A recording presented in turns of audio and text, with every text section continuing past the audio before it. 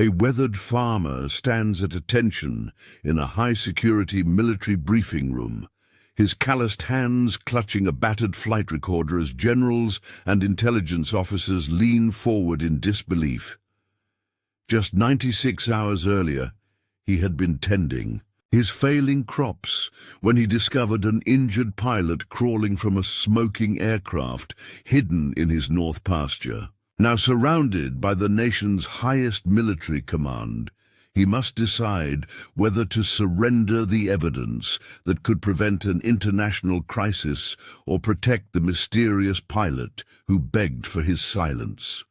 Before we jump back in, tell us where you're tuning in from, and if this story touches you, make sure you're subscribed, because tomorrow I've saved something extra special for you. Ethan Miller wiped sweat from his sun-weathered face as he surveyed the parched fields surrounding his farmhouse. The relentless July drought had turned what should have been thriving wheat into brittle yellow stalks, barely worth harvesting. At 58, the deep furrows in Ethan's face told the story of decades battling unpredictable weather, volatile markets, and increasingly impossible odds in America's forgotten heartland. The 240-acre farm in Clearwater County had been in the Miller family for 3 generations. Ethan's grandfather had purchased the land after returning from World War II, transforming rocky soil into productive fields through sheer determination and ingenuity. Now, after 40 years of Ethan's own stewardship, Cedar Ridge Farm faced foreclosure, a fact confirmed by the bank notice that had arrived in that morning's mail. 90 days, Ethan muttered, folding the letter and tucking it into the pocket of his faded work shirt. 3 months to somehow find $210,000, an impossible sum for a farm that had operated at a loss for the past 3 seasons. He squinted at the distant tree line, where his property bordered the vast Hadley National Forest, government land that stretched for hundreds of miles along the state's northern border. The isolation that had once seemed a blessing. No neighbors complaining about early morning tractor noise or the smell of fertilizer now felt like abandonment. The nearest town, Riverton, was 30 miles away, and its population had dwindled as family farms failed and younger generations sought opportunities elsewhere. Even the Regional Agricultural Extension Office had closed 2 years ago, another victim of budget cuts that prioritized urban concerns over rural needs. Ethan's gaze shifted to the barn, where his ancient combine sat partially disassembled. He'd been attempting to repair it himself, unable to afford the service fees charged by the nearest equipment dealer.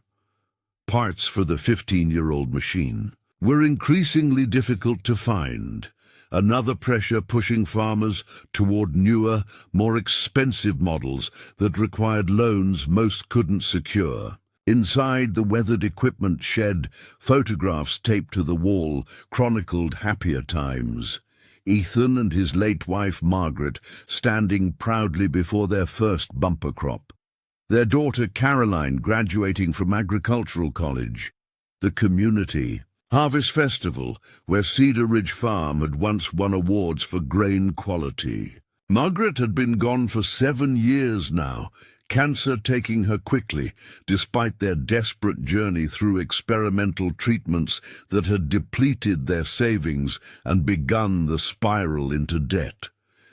Caroline had reluctantly left the farm 5 years ago, her agricultural degree leading her to a research position with an international development organization. Currently stationed in East Africa, she called when satellite phones were available, her voice carrying both homesickness and the certainty that she couldn't have saved the farm even if she'd stayed. Ethan never mentioned the foreclosure notice. During their brief conversations, unwilling to burden her with problems she couldn't solve from half a world away, he picked up a wrench and returned to the combine's exposed engine. The fuel injection system needed cleaning, and the grain separator had a bearing that screamed like a banshee when operating. His truck needed attention too. The brakes were dangerously soft, and the power steering groaned ominously, but the harvest equipment took priority. Without it, there would be no point attempting to bring in even the meager crop that had survived the drought. Ethan worked methodically through the afternoon, his mind churning with calculations and contingencies. At best, the wheat would bring in $42,000, less than a quarter of what he needed to satisfy the bank. He could sell some equipment, but at auction, the depreciated machinery would fetch pennies on the dollar. The land itself was his only significant asset, and even that had decreased in value as rural populations declined and factory farms consolidated agricultural production.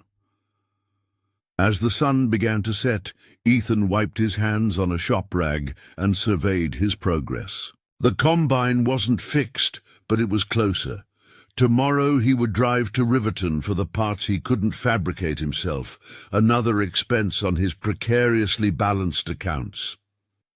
He switched off the workshop lights and stepped outside, pausing to appreciate the spectacular sunset painting the western sky in brilliant oranges and purples. This land had a beauty that transcended economic value, a truth increasingly forgotten in an era that measured worth solely in dollars and cents. His grandfather had understood this, teaching Ethan to see farming not just as a business, but as stewardship of something precious and enduring. "We're just borrowing this land from future generations," he would say, a philosophy that had guided Ethan's resistance to chemical-intensive farming methods, even when they promised higher short-term yields. The distant rumble of thunder interrupted his reflections. Ethan glanced toward the northern horizon, where dark clouds were gathering. The weather service had mentioned a possibility of storms, a rare hope in the drought-stricken region. Even a few inches of rain might salvage portions of his crop, though it had likely come too late for substantial improvement. He was heading toward the house when an unusual sound caught his attention. At first, he thought it was just the approaching storm, but the noise was too mechanical, too rhythmic, the unmistakable pulsing of aircraft engines. But strange somehow, not the familiar drone of commercial flights that occasionally passed high overhead. Ethan scanned the darkening sky, puzzled. Cedar Ridge Farm sat nearly 100 miles from the nearest commercial airport, and while military aircraft sometimes traversed the region, they typically flew at altitudes that rendered them nearly invisible. This sound was closer, more immediate, and accompanied by a high-pitched whine he'd never heard before. The noise intensified suddenly, followed by a sharp crack that echoed across the fields. Ethan spotted it then, a dark shape descending rapidly toward the northern section of his property, trailing what looked like smoke. The aircraft was moving erratically, clearly in distress. As he watched in disbelief, it disappeared below his line of sight, beyond the ridge that separated his wheat fields from the pasture that bordered the national forest. Preparing and narrating this story took us a lot of time, so if you are enjoying it, subscribe to our channel. It means a lot to us. Now back to the story. A dull thud reached him seconds later, then silence. Ethan stood frozen momentarily, processing what he'd witnessed. A plane, or something similar, had just crashed on his property. Without conscious decision, he was moving, sprinting toward his truck, adrenaline overriding the usual caution of his aging knees and back. If someone was aboard that aircraft, they might need immediate help. The truck's engine groaned in protest as he turned the key, but it caught on the third attempt. Ethan navigated the rutted farm road at dangerous speed, bouncing violently as He crested the ridge. In the fading light, he could see a dark furrow cut through his fallow north pasture, leading to a crumpled mass of metal partially obscured by the tree line. As he approached, the distinctive shape became clearer, and Ethan felt a chill despite the summer evening's warmth. This was no ordinary aircraft. Its sleek, angular design was unlike any commercial or private plane he'd ever seen. The absence of clear wings and the unusual material, a matte black surface that seemed to absorb rather than reflect light, marked it as something extraordinary, almost certainly military and possibly experimental. Ethan parked his truck at a cautious distance and approached on foot, alert for any signs of fire or fuel leakage. The craft had crumpled upon impact, but remarkably remained largely intact. No markings were visible on its surface, no numbers, no insignia, nothing to identify its origin or purpose. "Hello?" he called out, circling the wreckage. "Anybody there? Can you hear me?" A faint sound answered him, not from the craft itself, but from the tree line several yards away. Ethan redirected, his eyes straining in the growing darkness. There, propped against a pine tree, was a figure in what appeared to be a flight suit, helmet still in place. The pilot raised a gloved hand weakly as Ethan approached, then fumbled with the helmet's fastening. Ethan knelt beside the injured aviator, helping to remove the complex headgear. The face revealed was younger than Ethan expected, a woman perhaps in her mid-30s, with close-cropped dark hair and sharp features currently contorted in pain. Blood trickled from a cut above her left eyebrow, and she held her right arm at an unnatural angle. "Thank you," she managed, her voice strained. "Wasn't sure anyone would find me out here." "You're on Cedar Ridge Farm," Ethan explained, already assessing her injuries. "I'm Ethan Miller, the owner. We need to get you to a hospital." The pilot's eyes widened with alarm. "No hospitals," she said firmly, then winced as she tried to straighten. "No authorities. Not yet." Ethan frowned, conflicted. The woman was clearly injured, possibly seriously, but her insistence raised immediate questions about the nature of her flight and the strange aircraft. "You're hurt. You need medical attention." "I have training," she replied. "Nothing's life-threatening.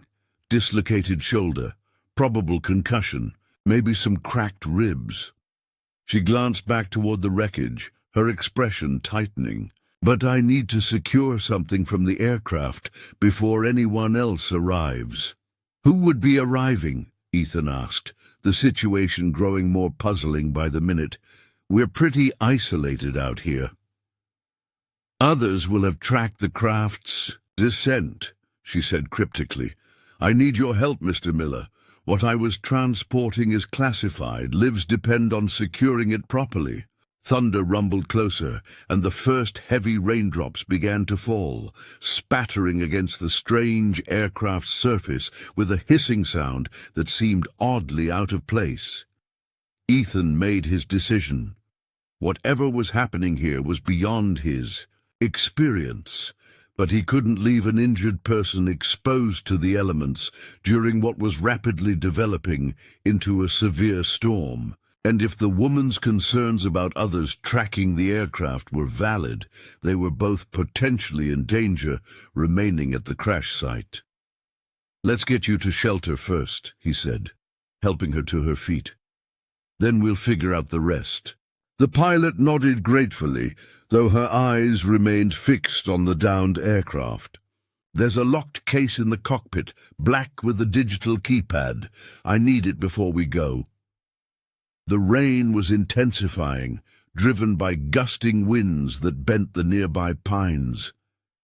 Against his better judgment, Ethan helped the pilot to his truck, then approached the alien-looking craft.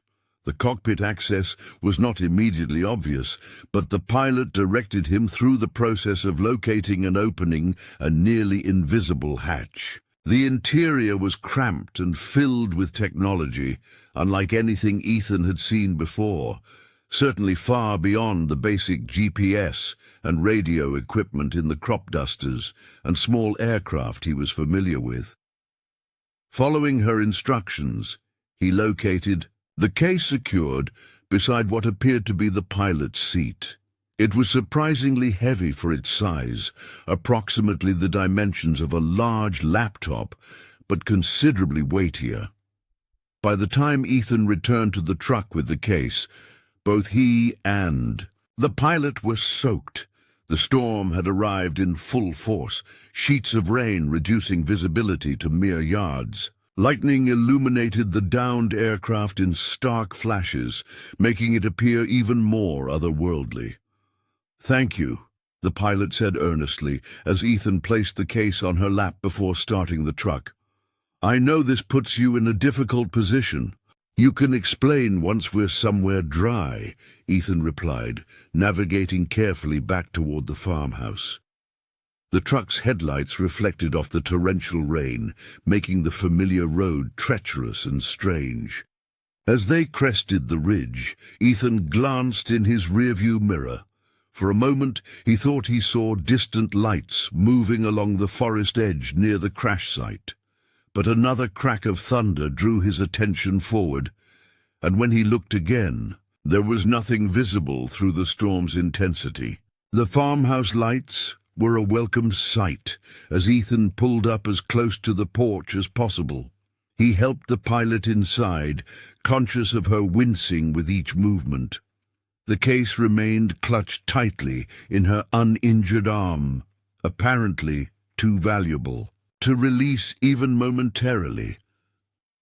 Inside, Ethan guided her to the kitchen table while he retrieved towels and the first aid kit Margaret had always kept meticulously stocked. The pilot set the case carefully beside her chair, keeping one hand resting on it while she surveyed the modest farmhouse kitchen. "I need to set that shoulder," Ethan said, returning with supplies. "I've done it before. Farm accidents happen. It'll hurt, but waiting makes it worse." The pilot nodded grimly. "I know the procedure. On 3. Ethan positioned himself properly, gripped her arm and shoulder, and counted. He moved on 2 rather than 3, an old trick that prevented patients from tensing up in anticipation. The pilot gasped as the joint slipped back into place, then exhaled slowly, relief evident despite the initial pain. "Military?" Ethan asked as he began cleaning the cut on her forehead. "In a manner of speaking," she replied guardedly. "I'm Commander Alexis Ward.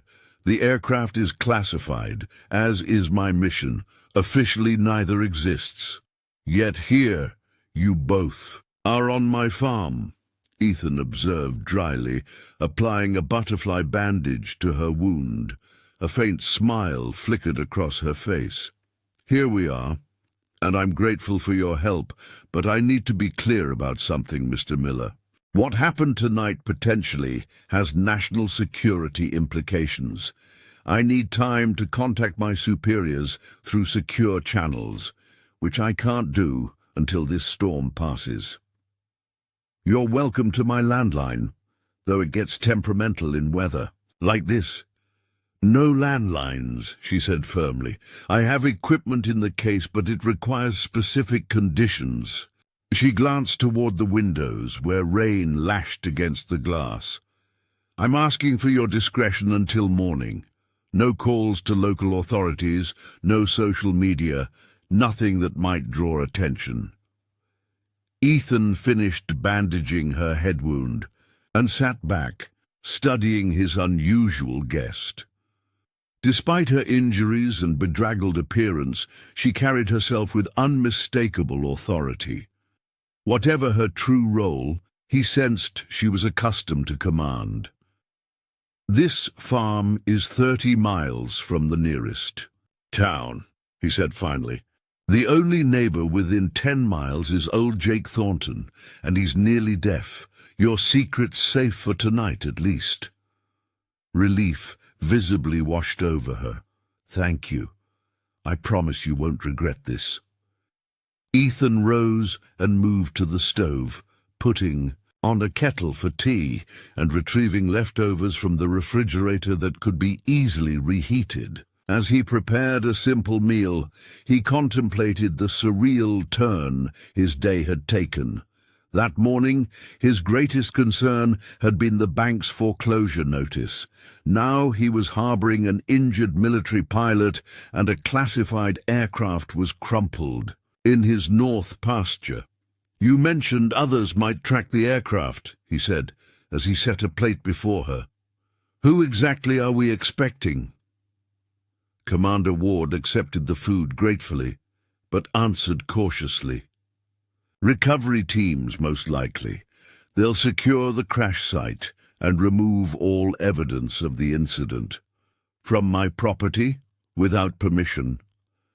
National security supersedes property rights in certain circumstances," she replied, though her tone suggested she understood his concern. "But it would be simpler if I can make contact first. Explain the situation."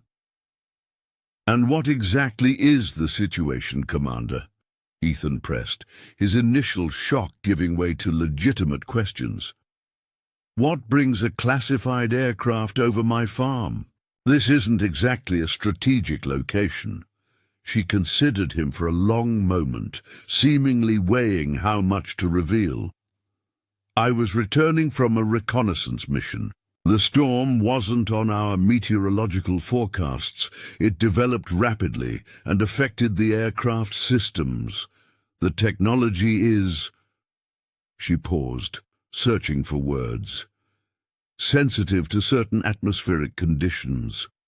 It wasn't a complete explanation, and they both knew it, but Ethan sensed it was all he would get for now. He changed tack. "You should rest. There's a guest room upstairs, my daughter's old room. Bathrooms across the hall if you want to clean up more thoroughly. I've got some clothes that might fit well enough for tonight." "That's very kind," she said, genuine appreciation in her voice. "But I need to stay near the case." Ethan raised an eyebrow. "You plan to sleep sitting at my kitchen table?" A wry smile crossed her face. "Wouldn't be the first uncomfortable night on duty, but no, I can manage stairs if the case comes with me." After showing Commander Ward to the guest room and providing her with privacy to clean up and change, Ethan returned downstairs.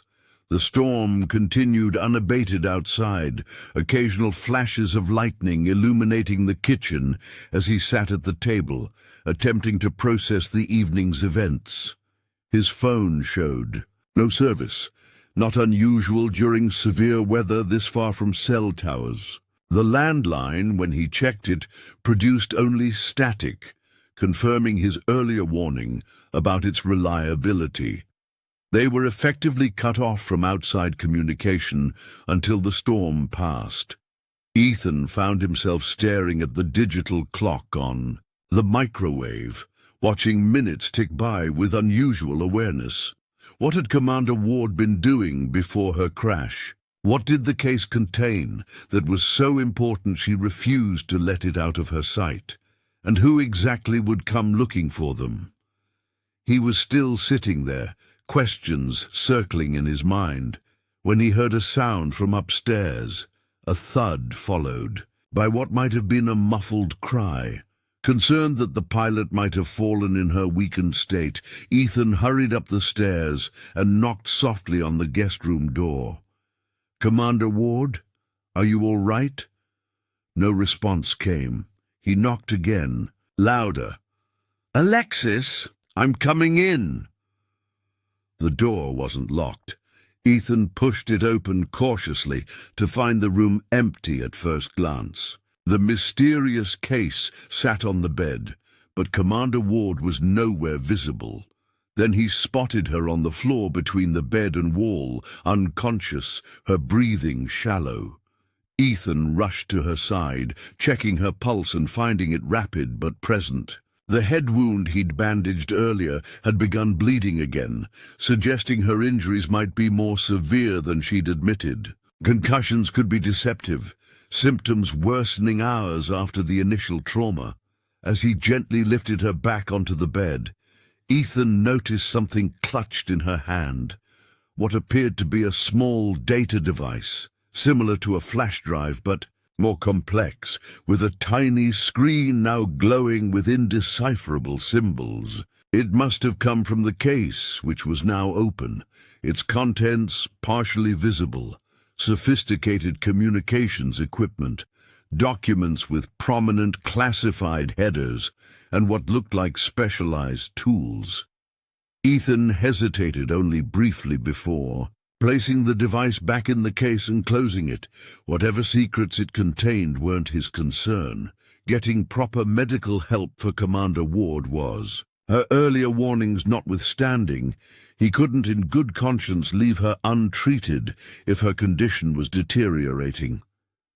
He checked her vital signs again, relieved to find them stable, if not ideal. Her breathing had steadied, and when he called her name, her eyelids fluttered, though she didn't fully regain consciousness. Ethan retrieved the first aid kit, redressed her head wound, and positioned her in the recovery position before pulling up a chair beside the bed to monitor her condition. Outside, the storm raged on, rain hammering against the roof and windows with occasional thunderclaps that shook the old farmhouse to its foundations. Ethan checked his watch. Just past midnight. The isolation that defined his daily existence now felt more absolute, more consequential than ever before. In the dim light of the bedside lamp, Commander Ward's face appeared younger, more vulnerable than it had downstairs. The authority that had marked her bearing even while injured seemed temporarily absent, replaced by the simple fragility of an injured human being. Whatever her mission, whatever secrets she carried, in this moment she was simply someone who needed help. Ethan settled in for a long night, determined to check her condition regularly until she regained consciousness or the storm passed enough to seek assistance. As he watched her breathe, his thoughts returned to the foreclosure notice, the failing farm, all the problems that had seemed overwhelming that morning. Those concerns hadn't disappeared, but they had been temporarily displaced by more immediate concerns. Life and death, secrets and safety, decisions that couldn't be measured in dollars and cents. The irony wasn't lost on him. After years of increasing isolation as the rural community around Cedar Ridge Farm gradually disappeared, his solitude had been dramatically interrupted by someone who had literally fallen from the sky. Whatever happened next would surely further disrupt the quiet desperation that had become his daily existence. As if in response to his thoughts, Commander Ward stirred, her eyes opening slightly. "The device," she murmured, her voice barely audible. "Secure the device." "It's safe," Ethan assured her. "Everything's back in the case." She seemed to register his presence, focusing on his face with effort. "Thank you," she whispered, before slipping back into unconsciousness, her features relaxing as deeper sleep claimed her. Ethan continued his vigil as the hours passed, and the storm gradually diminished from violent fury to steady rainfall. Around 4 a.m., exhaustion overtook him, and he dozed in the chair, waking with a start at the first light of dawn filtering through the curtains. Commander Ward was awake, sitting up in bed, the case open beside her as she operated what appeared to be a sophisticated communications device. "You're looking better," Ethan observed, stretching to relieve the stiffness from sleeping upright. "I am," she confirmed, though dark circles beneath her eyes suggested otherwise. "Thank you for your care. I experienced a delayed reaction to the crash, not uncommon with head trauma. You should still see a doctor. That won't be necessary now." She gestured to the device. "I've made contact. A recovery team is en route." The statement should have been reassuring, but something in her tone put Ethan on alert. "That's good, right?" Commander Ward closed the case carefully before answering. "Mr. Miller, I want to be transparent with you. The team arriving is highly specialized. They'll secure the crash site and remove all evidence of the incident, including debriefing anyone with knowledge of it." "Debriefing," Ethan repeated flatly. "You mean ensuring my silence?" "Ensuring national security," she corrected, though not unkindly. "What crashed on your property yesterday incorporates technology that several foreign governments would go to extraordinary lengths to acquire. Even confirming its existence could compromise operations and personnel."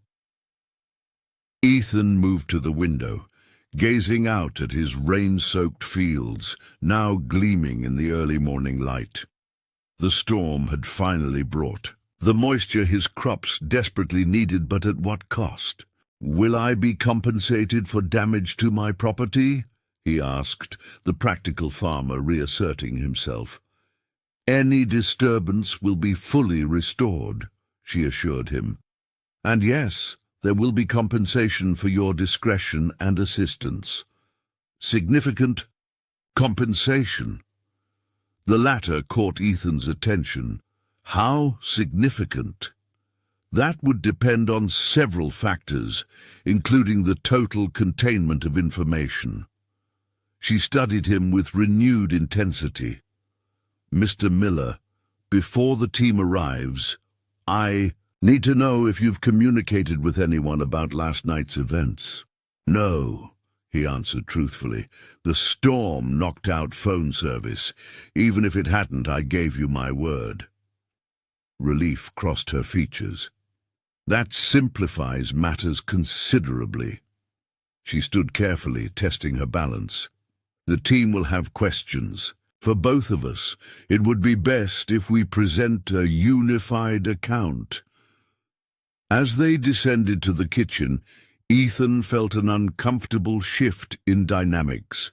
The injured woman he'd rescued had been replaced by a government operative clearly accustomed to controlling information and managing potential security breaches. Though her manner remained polite, even grateful, there was a new distance between them. Ethan prepared breakfast, while Commander Ward made additional communications using equipment from the case.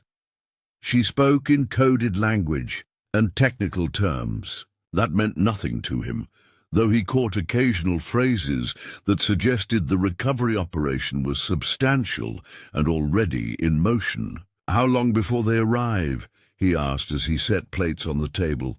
"Less than an hour," she replied, accepting the offered meal with a nod of thanks. "They're coming by helicopter." The mundane act of sharing breakfast in his kitchen while discussing an imminent classified military operation struck Ethan as surreal. Yesterday, his greatest visitor excitement had been the occasional agricultural extension agent or equipment salesperson. Today, he was preparing to receive what sounded like a special operations team. "What happens to you after they secure everything?" he asked, realizing he knew almost nothing about the woman across from him, despite the intensity of their shared experience. "Debriefing, medical evaluation, reassignment," she listed matter-of-factly. "Standard protocol after any operational incident. And your aircraft. That technology seemed advanced." Commander Ward's expression remained neutral. "Advanced is one word for it. Let's just say it represents capabilities we prefer to keep confidential." They finished the meal in relative silence, each absorbed in private thoughts. Ethan cleared the dishes, then retrieved the foreclosure notice from his pocket, staring at it momentarily before placing it on the counter. Whatever significant compensation the government might offer, he couldn't help wondering if it would be enough to save Cedar Ridge Farm. As if reading his thoughts, Commander Ward spoke from behind him. "Financial troubles?" Ethan turned, surprised by her perception. "Is it that obvious? I notice details. It's part of my training." She gestured toward the property visible through the kitchen window. "The equipment is well maintained but older. Your work table has receipts for parts that suggest piecemeal repairs rather than replacement, and your expression when I mentioned compensation was telling." "The bank's foreclosing," Ethan admitted, seeing no reason to hide what local records would easily reveal. 3 generations of farming ending because drought doesn't respect family legacy. Before she could respond, the distinctive sound of approaching helicopters reached them. Commander Ward moved to the window, her posture straightening almost imperceptibly. "They're here," she said, her tone shifting to something more formal, more official. "Mr. Miller, I want to thank you for your assistance last night. What happens next may seem overwhelming, but please remember, these protocols exist for good reason." Ethan joined her at the window as 2 unmarked black helicopters appeared over the ridge, approaching the farmhouse with precision. Beyond them, in the direction of the crash site, he could see what appeared to be larger transport aircraft descending. "Quite the recovery team," he observed. "The situation warrants it." She placed a hand briefly on his arm, the gesture surprisingly personal after her professional distancing. "Whatever happens next, know that your actions last night mattered. You helped more than just me." As the helicopters landed in the open area before the farmhouse, uniformed personnel emerged with practiced efficiency. Commander Ward straightened. Her borrowed clothes, lifted the mysterious case, and moved toward the door with renewed authority despite her injuries. Ethan followed more slowly, watching as his quiet farm transformed into what resembled a military operations center within minutes. Vehicles began arriving via the access road, unmarked SUVs and equipment trucks moving with coordinated purpose. Personnel established a perimeter. Communications equipment appeared as if by magic, and at the center of it all, a distinguished older man in civilian clothes approached the porch. "Commander Ward," he greeted her with evident relief. "We were concerned when contact was lost." "The mission was completed, sir," she replied formally. "All objectives achieved despite the unexpected landing." The man turned his attention to Ethan, studying him with piercing intelligence. "And you must be Mr. Miller. I understand we owe you a debt of gratitude." "I just helped someone in need," Ethan replied, uncomfortable with the scrutiny. "Nevertheless, your assistance to Commander Ward was invaluable." He extended his hand. "I'm Director Harrington. We have some matters to discuss." As Ethan shook the offered hand, he couldn't help feeling that his life had irrevocably changed course, like a river diverted by some cataclysmic event. Whatever came next, debriefings, secrecy agreements, compensation, nothing would return to the quiet desperation that had defined his existence before the strange aircraft had fallen from the sky. Director Harrington gestured toward one of the vehicles. "If you'll accompany me, Mr. Miller, there are some sensitive aspects of this situation that require immediate attention." With a last glance at Commander Ward, who offered an encouraging nod, Ethan descended the porch steps into a new reality, one where his actions over the next few hours might determine not just the fate of his family farm, but his role in matters he had never imagined would touch his isolated existence. Director Harrington led Ethan toward a mobile command center that had materialized on his property within minutes of the helicopter's arrival. The vehicle resembled a luxury RV from the outside, but as they stepped inside, Ethan found himself in what appeared to be a sophisticated operations room filled with advanced technology and staffed by personnel working with practiced efficiency. "Please sit." The director indicated a chair at a small conference table separated from the main operations area by a privacy screen. As Ethan settled into the seat, he noticed the table's surface was itself a display screen, currently showing aerial imagery of his farm, including a highlighted area where the strange aircraft had crashed. "Coffee?" Harrington offered, gesturing to a carafe on a side table. "Thank you," Ethan accepted, finding comfort in the ordinary gesture amidst such extraordinary circumstances. As the director poured for them both, Ethan observed the man more carefully. Harrington appeared to be in his 60s, with silver hair and the bearing of someone accustomed to authority, yet his manner lacked the intimidating coldness Ethan might have expected from someone in his position. "Mr. Miller," Harrington began, settling across from him, "I want to first express our gratitude for your assistance to Commander Ward.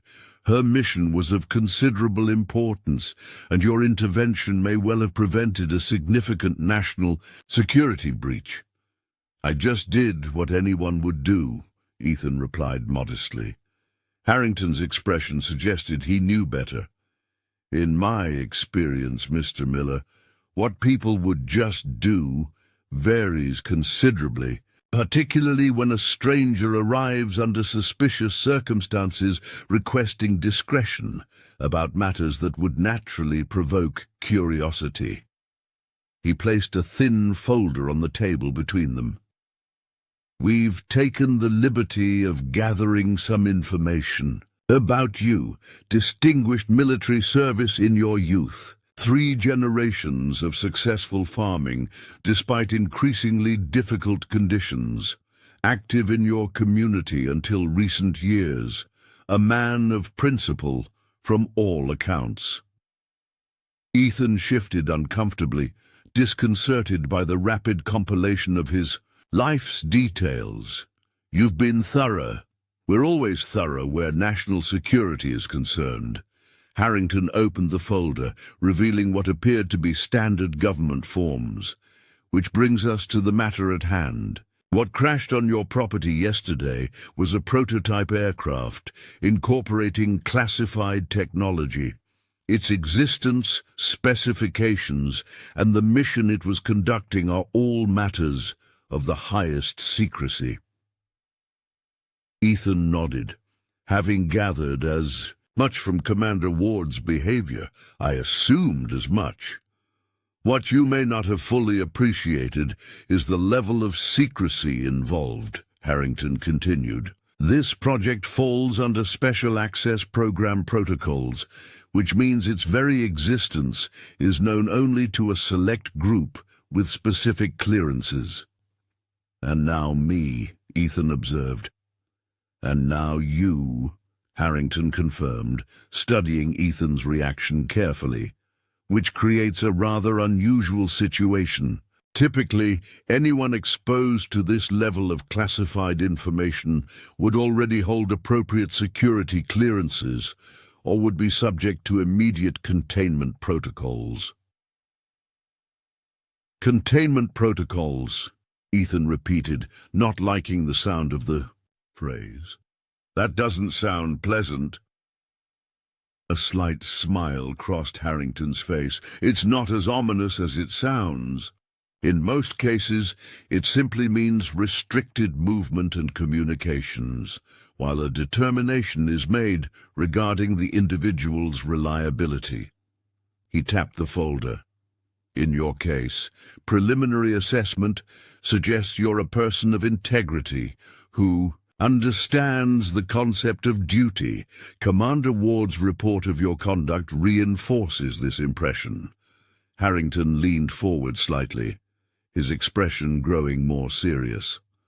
However, I must be absolutely clear about something, Mr. Miller. What you've witnessed cannot be shared, not with family, not with friends, not with anyone. The documentation I've brought requires your legally binding commitment to absolute secrecy about all aspects of this incident. Ethan glanced at the forms, recognizing their significance. And if I were to decline? That would create complications I'd prefer to avoid, Harrington replied, his tone remaining conversational despite the implicit warning. It would necessitate more intensive containment measures and might limit our ability to be generous regarding compensation for your cooperation. The reference to compensation reminded Ethan of Commander Ward's earlier assurance of significant recompense. With the bank's foreclosure deadline looming, financial considerations couldn't be dismissed lightly. What exactly would this compensation entail? He asked cautiously. Harrington seemed pleased by the practical question. Standard protocol allows for reasonable financial accommodation for civilian cooperation in sensitive matters. In this case, given the extremely classified nature of the information and your direct assistance to Commander Ward, we have latitude for a more substantial arrangement. He turned the table display to reveal what appeared to be financial figures, an amount that made Ethan blink in surprise. The sum displayed would more than cover his bank debt, with enough remaining to update critical equipment and still maintain a comfortable operating reserve. That's generous, Ethan managed, trying to maintain his composure despite the lifeline being unexpectedly offered. It's appropriate, Harrington countered. You provided aid that potentially preserved technology, representing billions in research and development, not to mention protecting operations that directly impact national security. We value that contribution. Ethan studied the older man, searching for signs of manipulation or deception. Finding none, he reached for the offered pen. Where do I sign? The next hour passed in a blur of detailed documentation. Ethan signed multiple non-disclosure agreements, each more specific and stringent than the last. He provided recorded statements about his encounter with Commander Ward and his observations of the aircraft, answered questions about anyone he might have contacted during the incident, none, and underwent what Harrington casually described as a preliminary security assessment interview, but which felt remarkably like a sophisticated lie detector test. Throughout the process, Ethan was struck by the professionalism of everyone involved. Despite the extraordinary nature of the situation, each step was conducted with a matter-of-fact efficiency that somehow normalized what was, in reality, an utterly surreal experience for a farmer whose most exciting recent event had been a blue ribbon at the county fair 3 years ago. Outside the mobile command center, the recovery operation continued with military precision. Through the vehicle's tinted windows, Ethan could see teams securing the crash site, specialized equipment being deployed, and what appeared to be a thorough documentation of the entire area before any alterations were made. Your property will be fully restored, Harrington assured him, following his gaze. Our environmental teams are already taking soil and vegetation samples to ensure exact replacement of anything disturbed during recovery operations. We pride ourselves on leaving no trace. What about the crash path? Ethan asked, thinking of the furrow cut through his north pasture. Repaired to original condition with appropriate compensation for any crop damage. You'll find we're quite thorough, Mr. Miller. Harrington closed the final folder and extended his hand. I believe that concludes our immediate business. The financial compensation we discussed will be processed immediately, with funds available. In your account by close of business today, an operations liaison will remain on site until restoration is complete, after which periodic security follow-ups will be conducted. Standard procedure, he added, seeing Ethan's expression. Ethan shook the offered hand, still processing the rapid transformation of his circumstances. 24 hours ago, he had been facing the loss of his family legacy. Now he had the means to save it, at the seemingly simple cost of keeping secret something he would scarcely have believed possible anyway. One last thing, Harrington said as they prepared to exit the vehicle.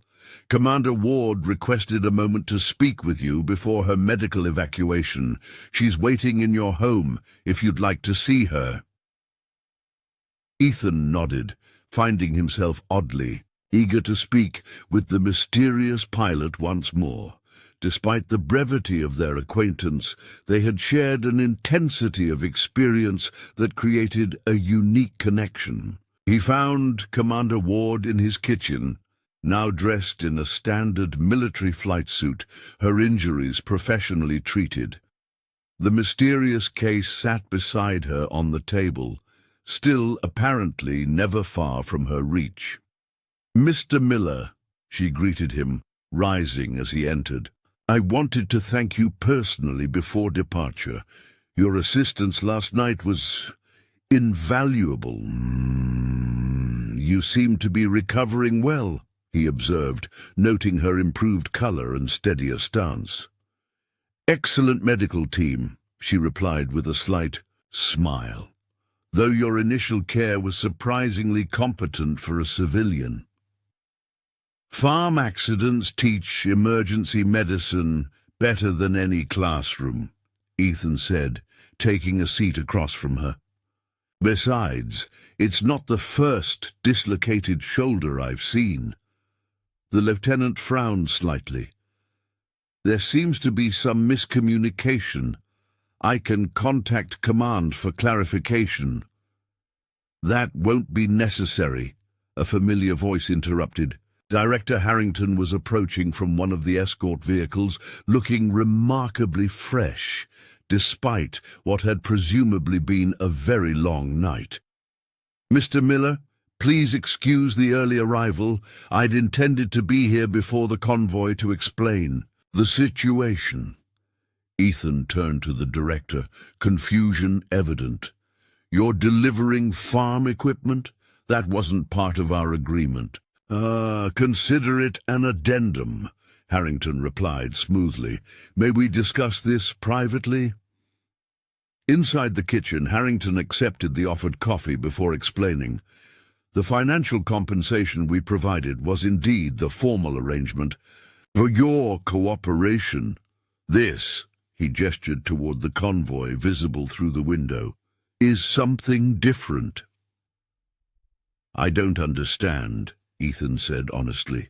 For the next several hours, Ethan observed in growing amazement as military personnel with unexpected agricultural knowledge efficiently positioned and installed equipment that represented the most advanced farming technology available.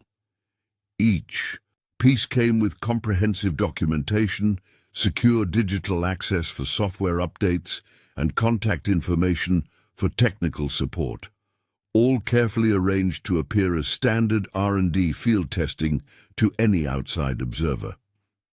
Director Harrington remained throughout the process, occasionally offering explanations about particular features or technologies incorporated into the equipment. His knowledge suggested more than a passing familiarity with agricultural matters, a fact Ethan eventually commented on. Ethan carefully returned the card to his wallet. Whatever secrets had fallen from the sky onto his property were now part of his own story, woven into the fabric of Cedar Ridge Farm's continuing legacy. Tomorrow would bring the practical work of farming, now transformed by technology but unchanged in its essential purpose. The wheat still needed tending, the land still required stewardship, and his responsibility remained what it had always been, to preserve something valuable for those who would come after. Outside, the night sky above Cedar Ridge Farm spread, vast and clear.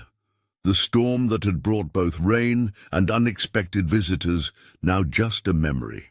Stars glittered with particular brightness, as if affirming the extraordinary potential that could emerge from ordinary compassion and the profound connections that could form in the briefest of encounters.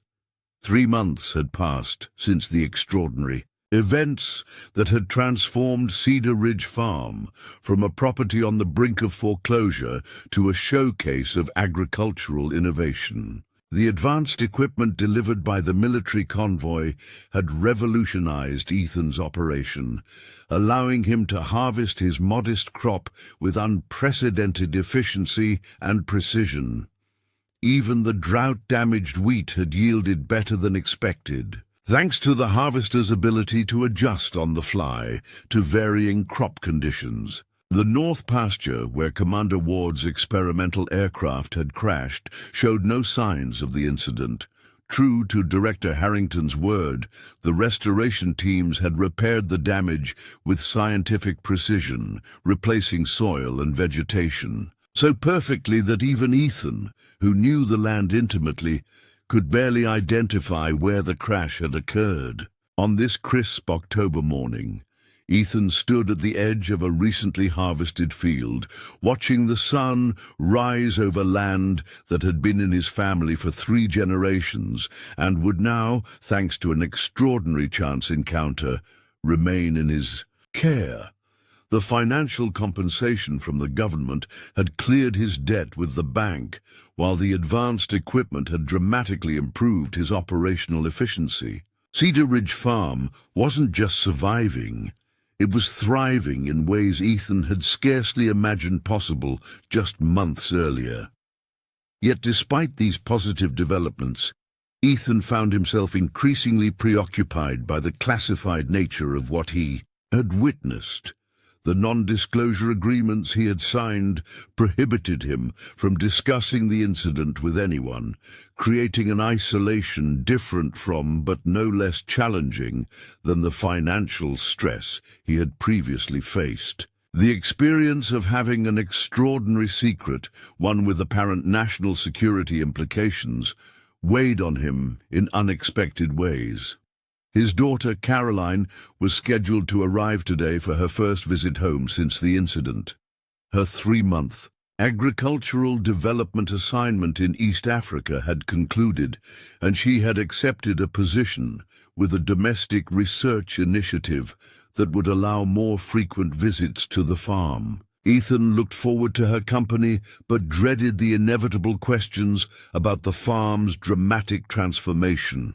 The cover story suggested by Director Harrington, participation in an agricultural technology testing program, seemed plausible enough, but Ethan worried that Caroline's scientific training and natural skepticism might lead her to probe for details he couldn't provide. She knew him too well. Would she sense the gaps in his explanation, the careful omissions required to maintain his secrecy agreement? Part of the testing program, Ethan explained. The partial truth easier to maintain than a complete fabrication. They're interested in integrating technology across all aspects of farm management. Caroline accepted the offered coffee but continued her careful assessment. Her analytical mind, the same quality that made her an excellent agricultural scientist, was clearly processing the changes with healthy skepticism. "The bank was threatening foreclosure the last time we spoke," she said finally, addressing directly what Ethan had hoped to approach more gradually. "Then suddenly, you're selected for an elite technology testing program with equipment worth hundreds of thousands of dollars. That's quite a reversal of fortune, Dad." Ethan had prepared for this line of questioning, but the reality of looking his daughter in the eye while maintaining necessary secrecy proved more difficult than anticipated. "The program includes financial support," he said, the statement technically true if enormously understated. "It resolved the immediate crisis with the bank."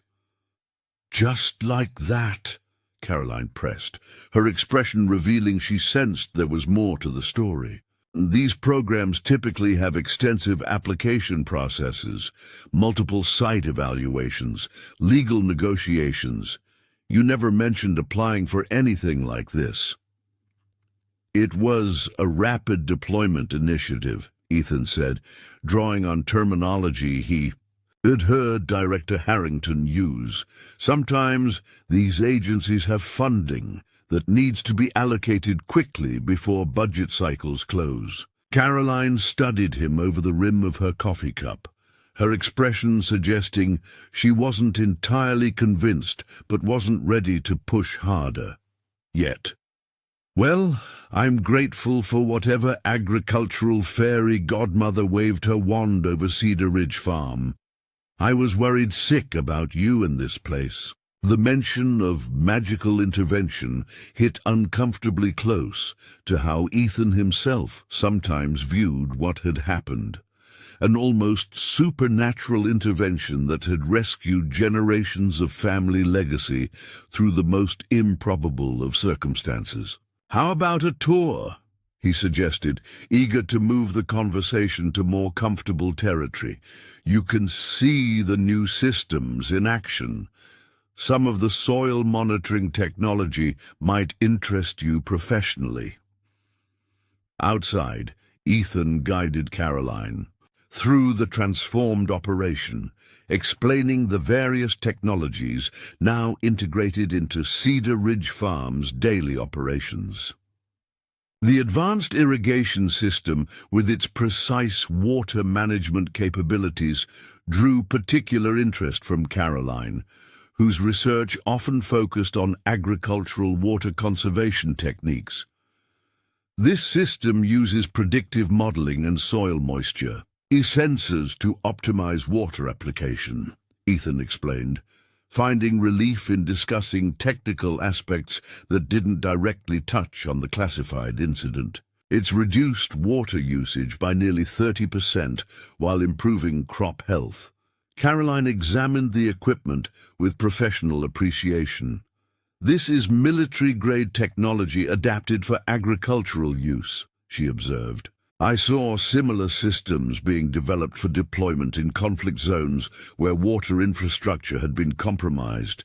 How did it end up on a testing program for civilian farms?" The question hit uncomfortably close to the truth. "Cross-sector technology transfer, I believe they called it," Ethan replied, the explanation plausible enough to be believable. "Adapting defense research for civilian applications."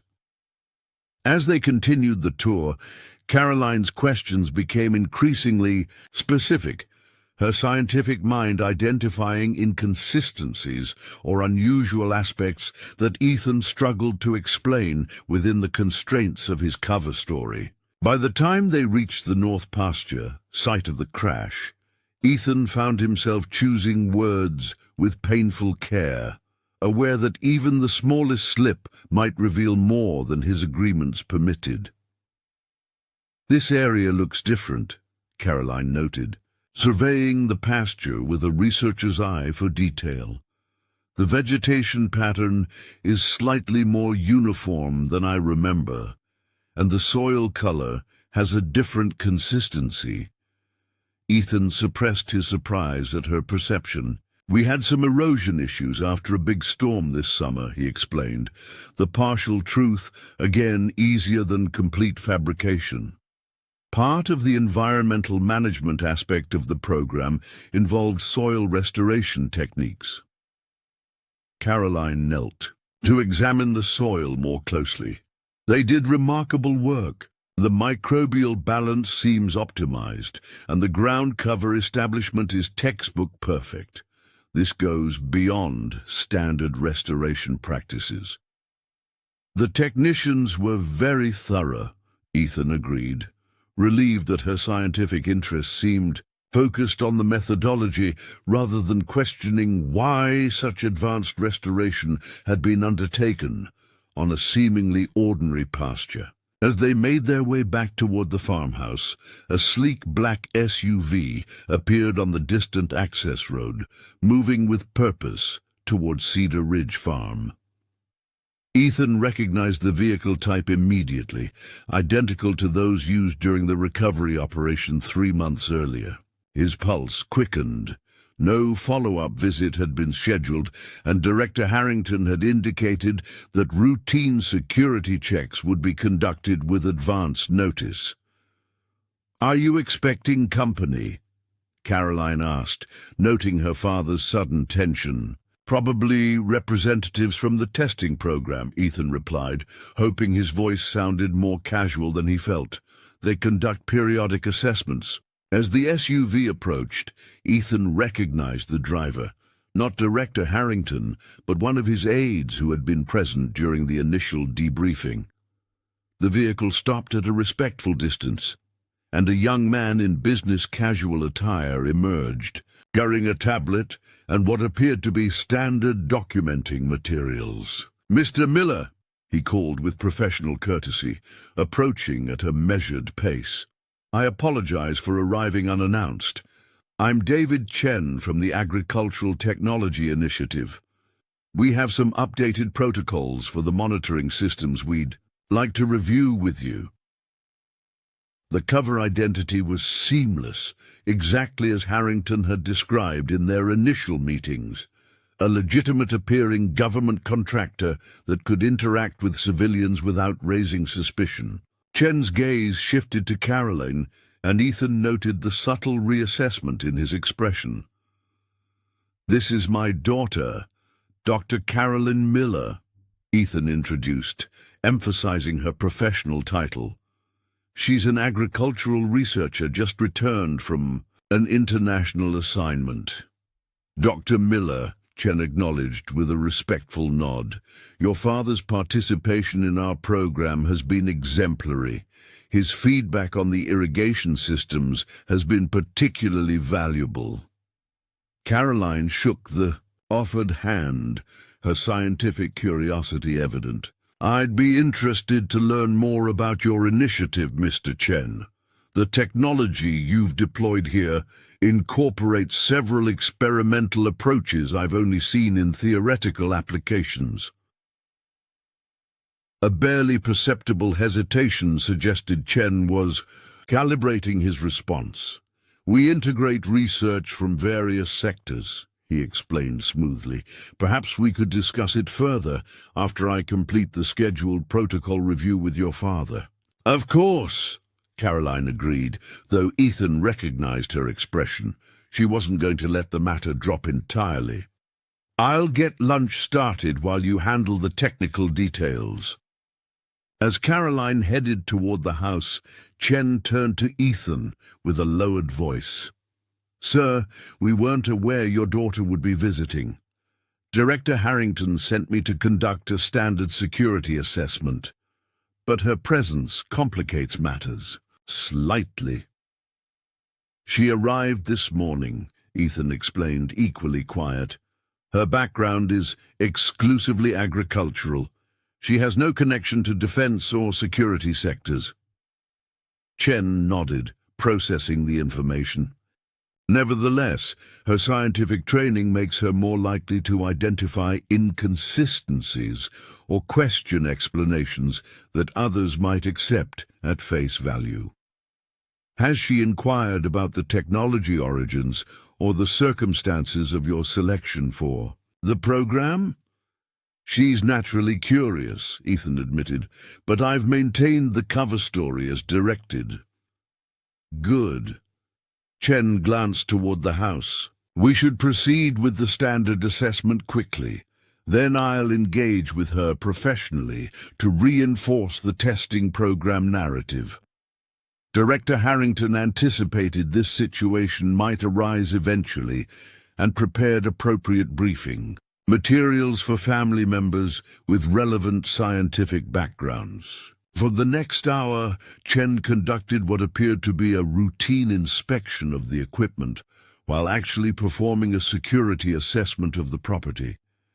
He checked for any evidence that might remain from the incident, verified that monitoring systems placed discreetly around the farm perimeter were functioning properly, and updated security protocols on the communications equipment provided to Ethan.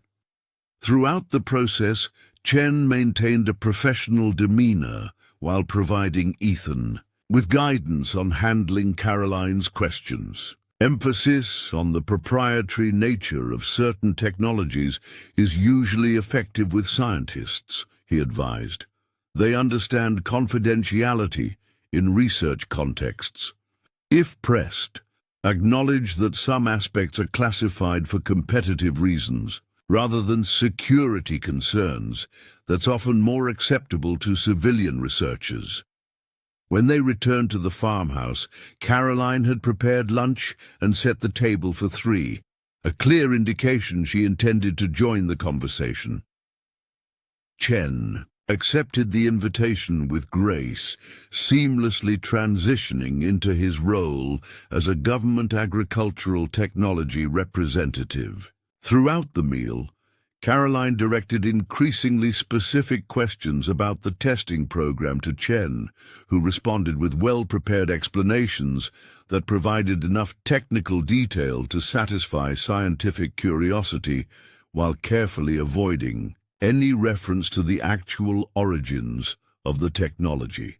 Ethan watched the exchange with a mixture of admiration for Chen's skill and concern that Caroline's persistent questions might eventually corner them into contradictions. The irrigation system integrates weather pattern prediction algorithms originally developed for climate modeling, Chen explained in response to one particularly probing question. By adapting military-grade hardware to civilian applications, we've achieved efficiency levels previously considered theoretical. The military connection explains the advanced materials science, Caroline acknowledged, but the implementation timeline seems compressed compared to typical technology transfer protocols.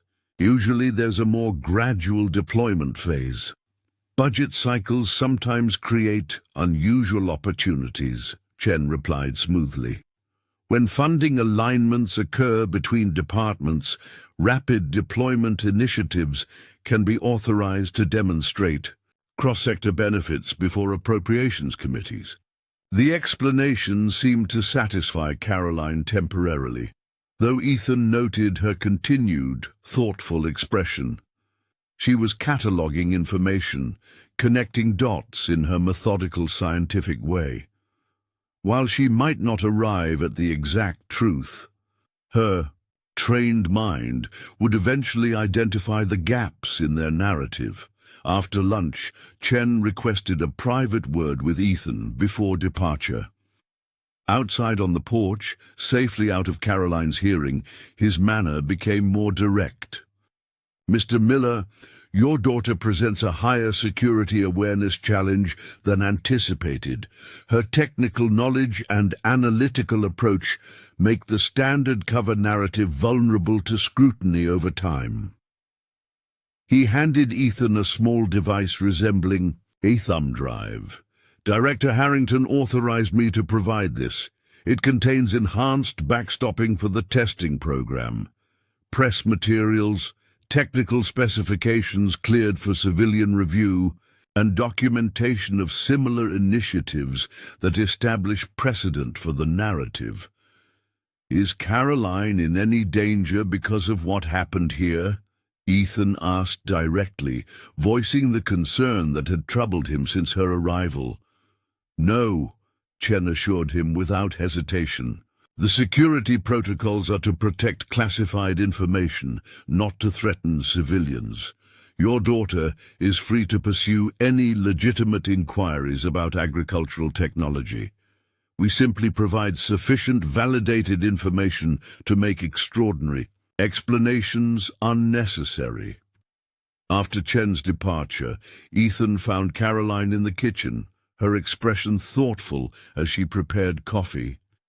He was very knowledgeable, she observed, though remarkably evasive about certain specifics. Government programs involve a lot of bureaucracy and confidentiality, Ethan replied, trying to sound casual. The technical people don't always have access to the administrative details. Caroline handed him a cup of coffee, her direct gaze suggesting she wasn't entirely convinced. Dad, I've worked with enough government agricultural initiatives to recognize standard practices. Whatever's happening here isn't standard. She held up a hand as Ethan began to respond. And I'm not asking you to violate any confidentiality agreements. I just want you to know that I understand there may be aspects you can't discuss. The statement, delivered with calm acceptance rather than suspicion, caught Ethan off guard. What makes you say that? The technology deployment pattern doesn't match typical agricultural initiatives.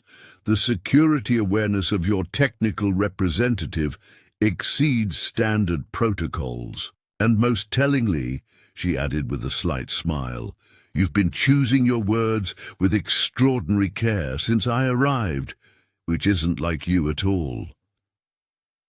Ethan felt a complex mix of emotions, concern about security obligations, pride in his daughter's perceptiveness, and relief that she wasn't pushing for explanations he couldn't provide.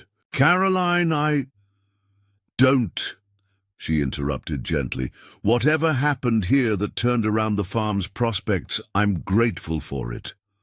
I was preparing myself to help you transition away from Cedar Ridge, watching 3 generations of our family's work disappear under corporate acquisition. Instead, I find the farm not just saved, but advancing with technology that could keep independent agriculture viable for another generation. She sipped her coffee before continuing. In my work internationally, I've seen enough to know that sometimes extraordinary circumstances create opportunities that don't fit neat explanations. Whatever confluence of events brought these resources here, I'm simply thankful it happened. The understanding in her voice, the willingness to accept what he could share while respecting the boundaries of what he couldn't, lifted a weight Ethan hadn't fully acknowledged he was carrying. For months, he had worried about this moment, about keeping secrets from the person closest to him while explaining the farm's dramatic transformation.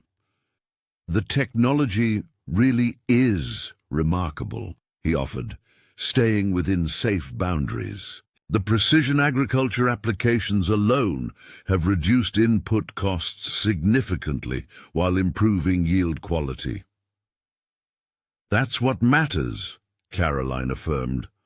Not how it got here, but what it means for Cedar Ridge Farm and potentially for other independent producers if these systems become more widely available.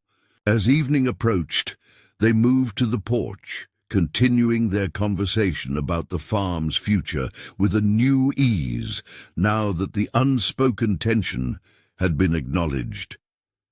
Caroline shared insights from her international work that might apply to Cedar Ridge's operations, while Ethan described the improvements already evident from the new technology.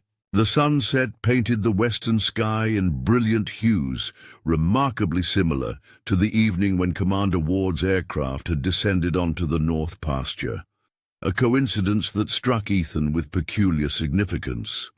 That night had begun with acceptance of apparent failure, only to transform through an extraordinary encounter into unexpected possibility.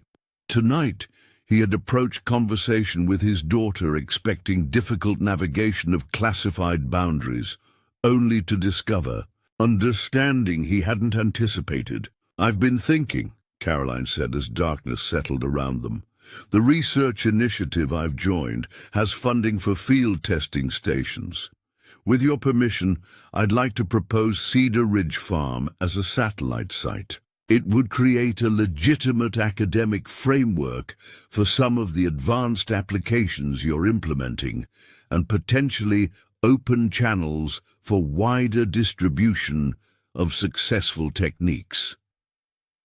The suggestion represented a perfect integration of their situations, providing additional legitimate cover for the classified technology while advancing Caroline's research and potentially benefiting other farmers. Whether Chen and his organization would approve remained to be seen, but the concept elegantly addressed several challenges simultaneously. "I think that's a wonderful idea," Ethan replied sincerely. "Though I suspect your government friends might want to review the proposal before we proceed," Caroline added with a knowing smile, "for proper protocol alignment, of course." The perceptive comment confirmed what Ethan had already realized.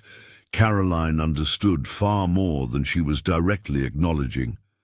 She had pieced together enough to recognize that Cedar Ridge Farm's transformation involved matters beyond standard agricultural programs, yet she had found a way to respect the boundaries while still engaging constructively with the situation. "I'm sure they would appreciate the professional courtesy," Ethan agreed, returning her smile. "Protocol alignment is always important in government initiatives."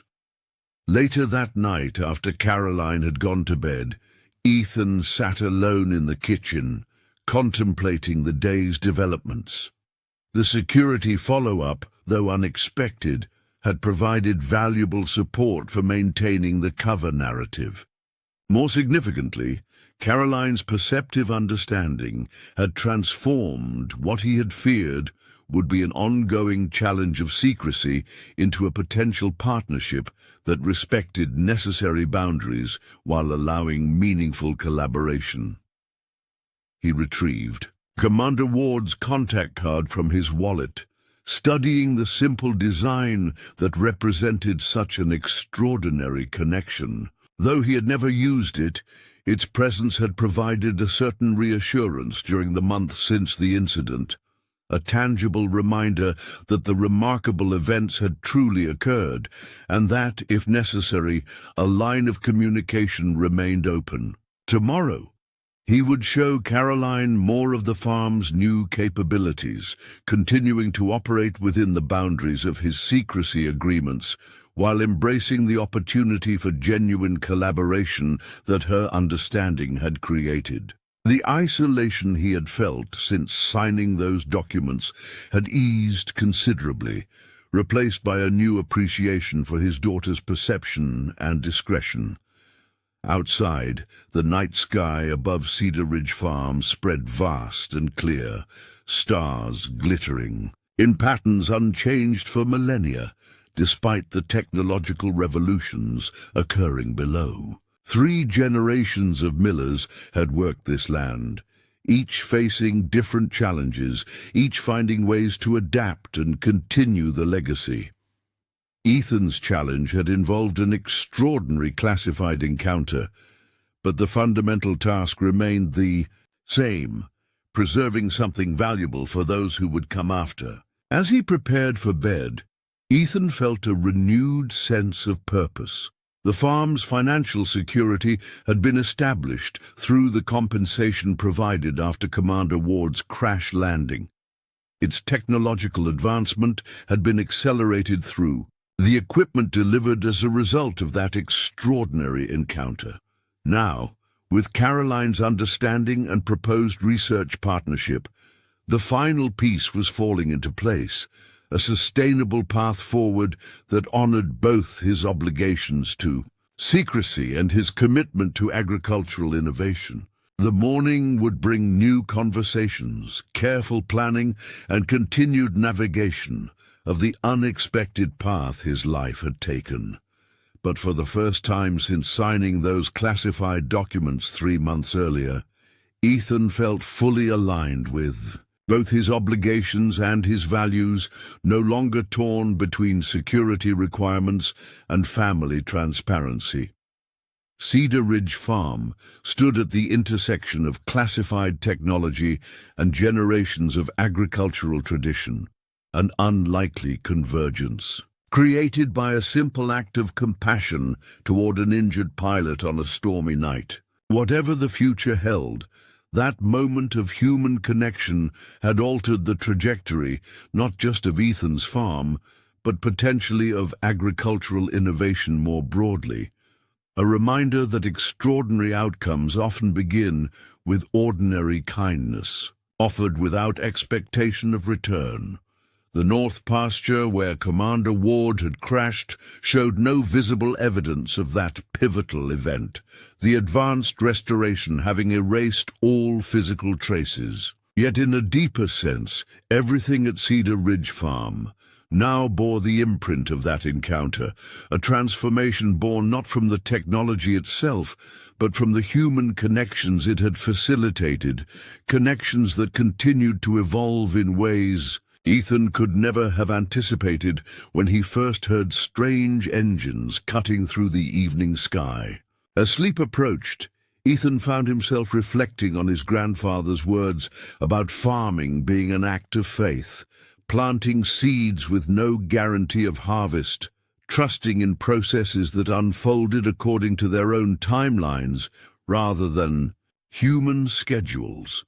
His decision to help Commander Ward had been similarly rooted in fundamental values rather than calculated benefits. The extraordinary rewards that had followed were not the purpose of that decision, but its unforeseen consequence. A reminder that actions grounded in core principles often yielded outcomes beyond imagination. Tomorrow would bring practical discussions of research protocols and technology applications, but the deeper current running beneath these conversations was the continuation of something his grandfather had begun, a commitment to stewardship that transcended immediate circumstances. The classified technology now supporting Cedar Ridge Farm represented cutting-edge innovation, yet it served a purpose as ancient as agriculture itself, the careful tending of resources for current needs, while preserving possibilities for future generations.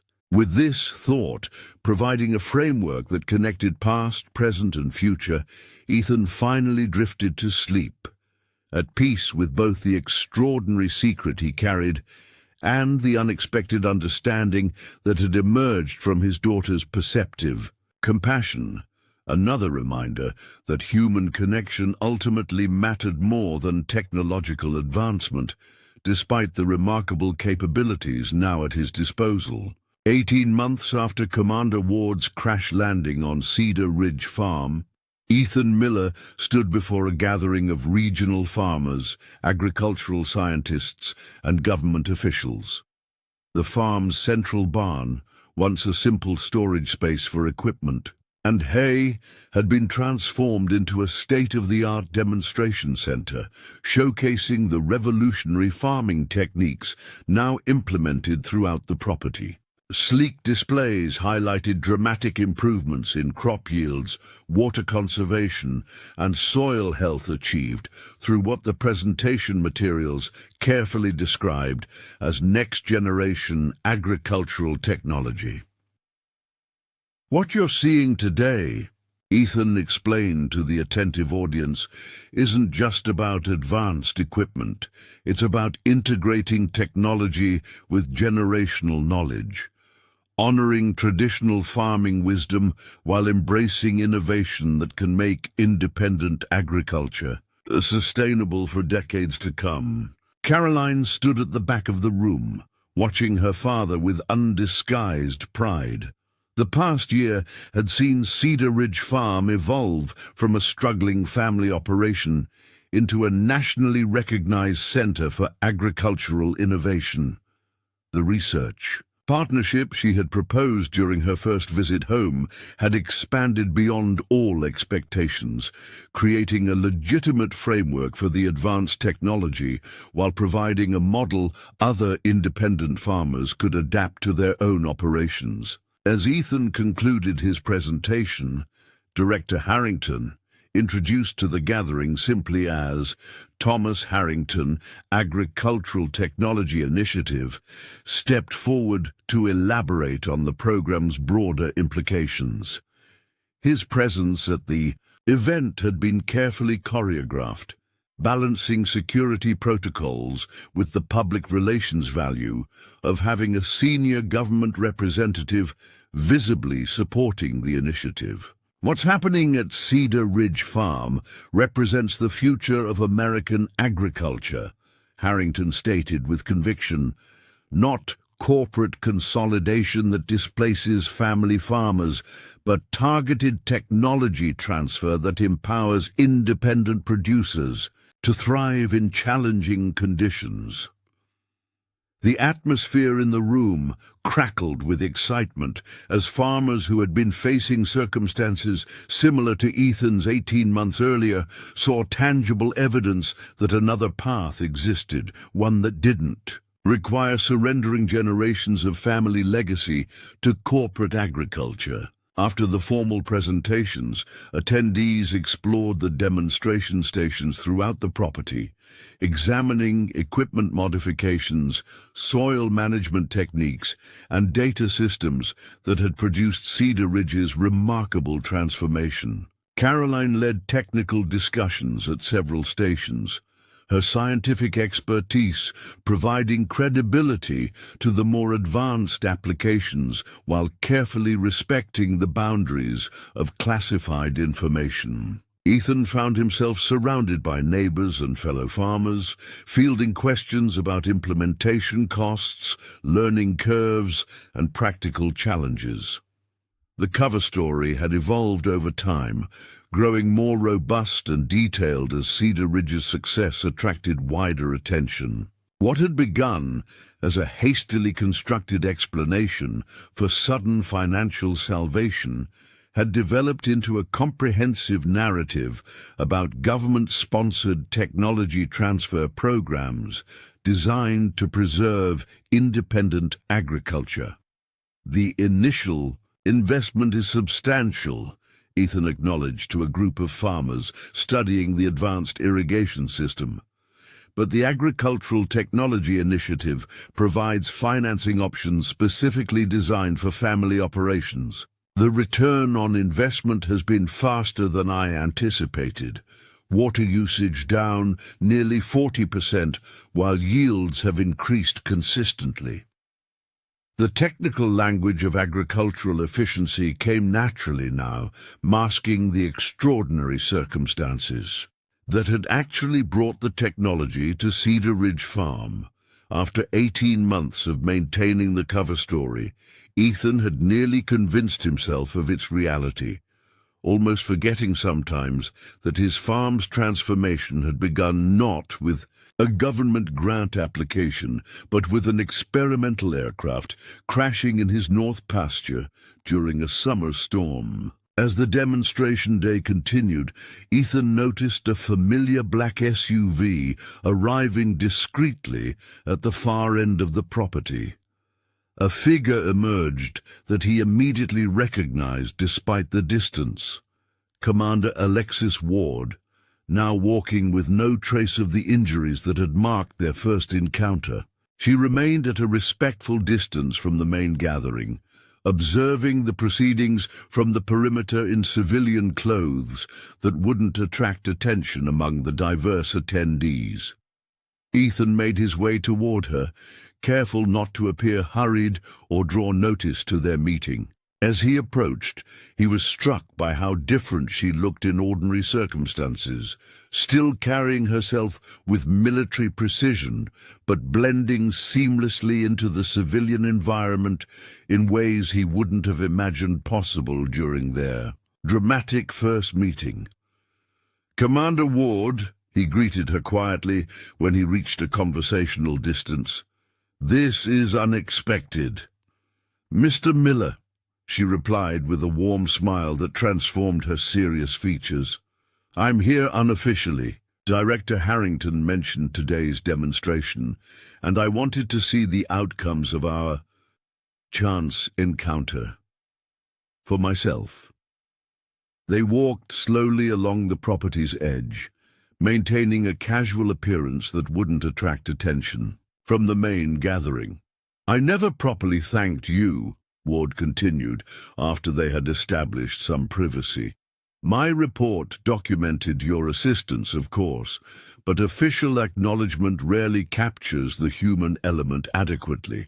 The government's appreciation was more than generous," Ethan assured her, gesturing toward the flourishing farm around them. "The technology transfer was Harrington's initiative," she clarified, "though I may have advocated rather persistently for it. But technology alone doesn't create what you've accomplished here." She nodded toward the gathering, where farmers were engaging enthusiastically with the demonstrations. "You've built something far beyond equipment enhancement. You've created hope for an entire community of independent producers."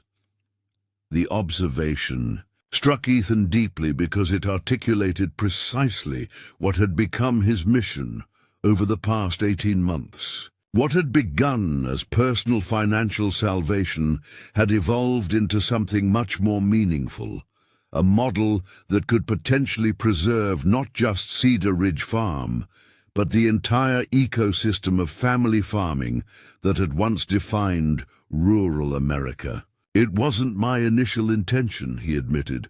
"At first, I was just trying to save my own operation. But as the technology demonstrated its potential, it became clear that keeping it confined to one farm would be wasteful. Caroline's research partnership created the framework for wider implementation, and things expanded naturally from there." Commander Ward studied the demonstration with professional assessment. "The security protocols have held remarkably well. Your cover narrative has developed significant credibility in agricultural circles." "Having legitimate results helps," Ethan replied. "When farmers see real improvements in yield and resource efficiency, they ask fewer questions about where the technology originated. Results matter more than backstory in agriculture." Their conversation was interrupted by Caroline approaching from the main gathering, data pad in hand and clearly focused on finding her father. When she spotted him with Commander Ward, Ethan noticed her momentary hesitation, the subtle reassessment that revealed her immediate recognition that this wasn't an ordinary demonstration attendee. "Dad, the representatives from the Agricultural Extension Office have some specific questions about the soil remediation techniques," she said, maintaining professional composure while studying Commander Ward with barely concealed curiosity. "Dr. Caroline Miller, my daughter," Ethan introduced, choosing careful neutrality. "This is Alexis Ward, a program consultant with the Agricultural Technology Initiative." The introduction adhered to security protocols while acknowledging Caroline's likely perception that this visitor represented something beyond the public narrative. The two women exchanged greetings with mutual assessment. "Your research integration with Cedar Ridge's practical applications has created an exceptional demonstration model," Commander Ward observed, speaking to Caroline with professional respect, rather than the condescension scientists often received from government representatives. The soil regeneration protocols particularly impressed Director Harrington's technical team. "We've built on existing research," Caroline replied modestly, though Ethan detected her subtle evaluation of Ward's unexpected technical knowledge. Cedar Ridge's unique circumstances provided an ideal testing environment for theories that hadn't previously been implemented at scale. The exchange continued briefly, with precise technical language that maintained the public narrative while allowing both women to demonstrate their expertise. Ethan watched with fascination as they established a mutual professional respect despite the carefully maintained boundaries of classified information. "I should return to the agricultural extension representatives," Caroline finally said, her expression suggesting she had formed her own conclusions about Commander Ward's actual role. "It was a pleasure meeting you, Ms. Ward. Your perspective on these initiatives is illuminating." After Caroline's departure, Commander Ward smiled slightly. "Your daughter is remarkably perceptive. She suspects there's more to the story, doesn't she?" "Caroline has a scientist's mind," Ethan acknowledged. "She notices patterns and inconsistencies. We've never discussed anything beyond the official narrative, but she understands that some aspects of the program involve higher security classifications than others." "That discretion is valuable," Ward noted. "Director Harrington mentioned she's been instrumental in developing the civilian applications while respecting information boundaries." They continued walking, observing the demonstration day from a distance that provided both perspective and privacy. "I sometimes wonder," Ethan said after a thoughtful pause, "what would have happened if your aircraft hadn't experienced problems directly over my property that night. If you had crashed 5 miles east, you would have been in the national forest with potentially no assistance for critical hours." Commander Ward considered this with military assessment. Contingency protocols existed, though recovery would have been significantly delayed in remote terrain. The technology would likely have been secured eventually, but the personal outcomes would have been less certain. The understated acknowledgement of potential personal peril reminded Ethan of the human stakes behind the classified technology. That beyond national security implications, a life had hung in the balance during those crucial early hours after the crash, and Cedar Ridge Farm would likely have been foreclosed upon by now, Ethan added, completing the counterfactual scenario. Another family operation absorbed by corporate agriculture, 3 generations of stewardship ended. Instead, you've created something that might preserve dozens of similar operations, Ward observed. Sometimes the most significant outcomes emerge from seemingly random intersections of circumstance. The philosophical observation seemed uncharacteristic, coming from someone Ethan had initially perceived as purely military in outlook. He was reminded that people, like situations, were often more complex than initial impressions suggested. "I should rejoin the main demonstration," Ethan said, noting that his extended absence might eventually draw attention. "Will you stay for the remainder of the presentations?" "Unfortunately, no," Commander Ward replied. "I have operational commitments elsewhere. I simply wanted to see firsthand what had developed from our unexpected encounter." She extended her hand. "It's been illuminating, Mr. Miller. What you've built here matters, not just for agriculture, but for the larger principle that technology should serve human communities rather than displacing them. As they shook hands, Ethan sensed a depth of sincerity in her words that transcended professional courtesy. Whatever classified operations Commander Ward typically conducted, her interest in Cedar Ridge Farm's development appeared genuinely personal rather than merely official. "The contact information I provided remains valid," she added, referring to the card she had given him 18 months earlier. "Should circumstances ever warrant direct communication." After Commander Ward's departure, Ethan rejoined the main demonstration, guiding another group of farmers through the advanced systems that had transformed Cedar Ridge's operations. Throughout the remainder of the day, he found his thoughts returning to their conversation and her observation about random intersections of circumstance, creating unexpected outcomes. When the demonstration concluded and the last visitors departed, Ethan, Caroline, and Director Harrington gathered in the farmhouse kitchen for a debriefing session. The familiar space, where Ethan had first tended Commander Ward's injuries 18 months earlier, now served as an informal conference room where classified and unclassified worlds carefully intersected. "Today exceeded expectations," Harrington stated with satisfaction. "The agricultural community's response indicates we've achieved the right balance between innovation and accessibility. Farmers can envision implementing modified versions of these systems on their own operations without being overwhelmed by the technology gap. The financing options were particularly well received," Caroline added, reviewing feedback data on her tablet. "Demonstrating practical acquisition pathways makes the technology seem attainable rather than merely theoretical."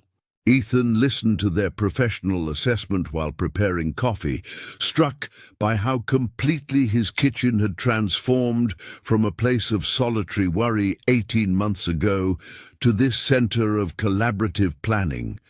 The changes extended far beyond the advanced equipment in his fields or the financial security in his accounts.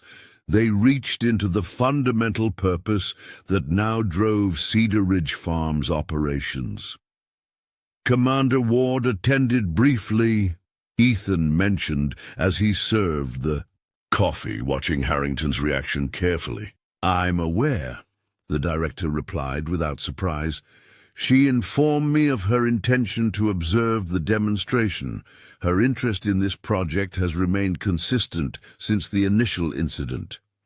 Caroline's subtle shift in attention confirmed Ethan's long-standing suspicion that she had deduced Commander Ward's significance, despite never being officially briefed.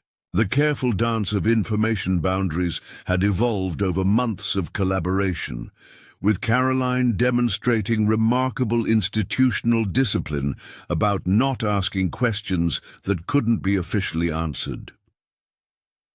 The next phase involves selecting 5 regional farms for scaled implementation, Harrington continued, refocusing the conversation on forward planning.